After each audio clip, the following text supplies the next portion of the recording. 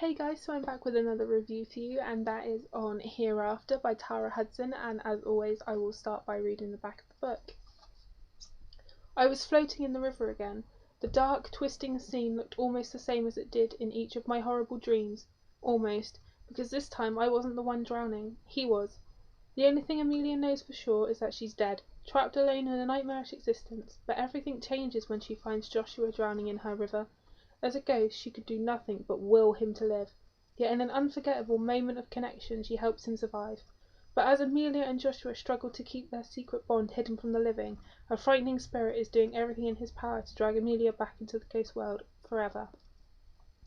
Okay, so cover-wise, this is a very pretty cover. I'm a little sad that the UK didn't have the same hardback edition as the US that had like a sheen to it and was shiny and really nice. It's still the same picture, but it's not shiny, so it's still really pretty, but it's just not the same.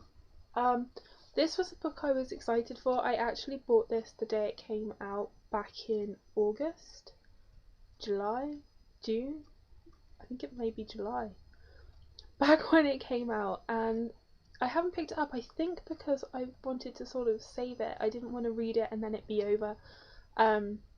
But I finally got around to reading it. I made a list and this was on it, and I got to it, and I didn't hate it, but at the same time it didn't wow me either. The story is basically focused on Joshua and Amelia's romance, really.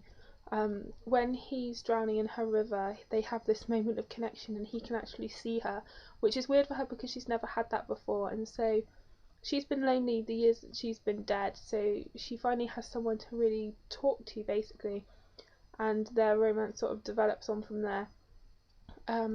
Otherwise there is a plot, but it's heavily focused on their romance, and that romance, I felt parts of the book got a little repetitive. I mean, when they're together and they have these like sparks, this electric current basically run through their veins when they touch each other.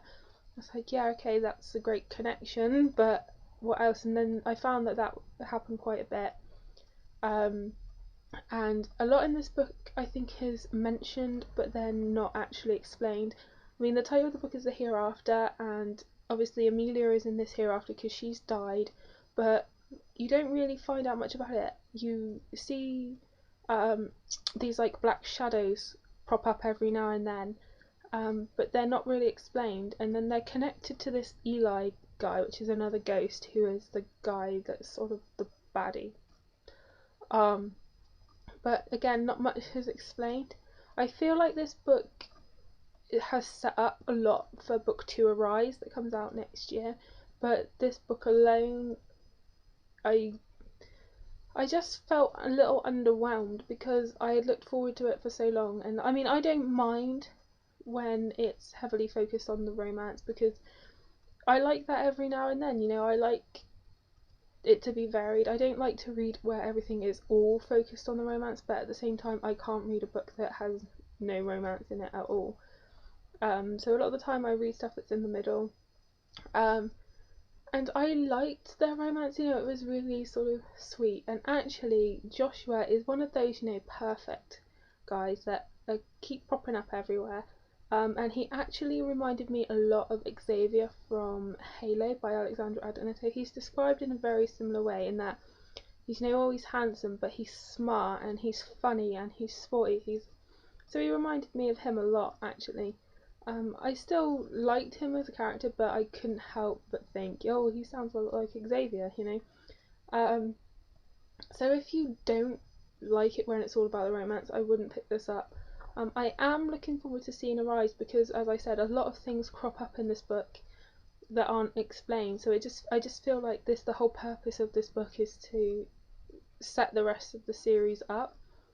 So I think I'd give it about 3.5 out of 5 because the romance was great, but there wasn't a lot else, and the romance did get a little repetitive. So I'd like to see it shaken up a little bit, maybe just have it described in other ways instead of it being, I felt like the same dialogue was used over and over.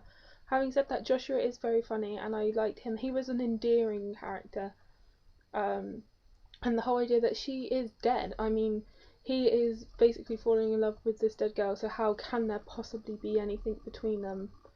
But at the same time, you really do feel that there's this connection between them.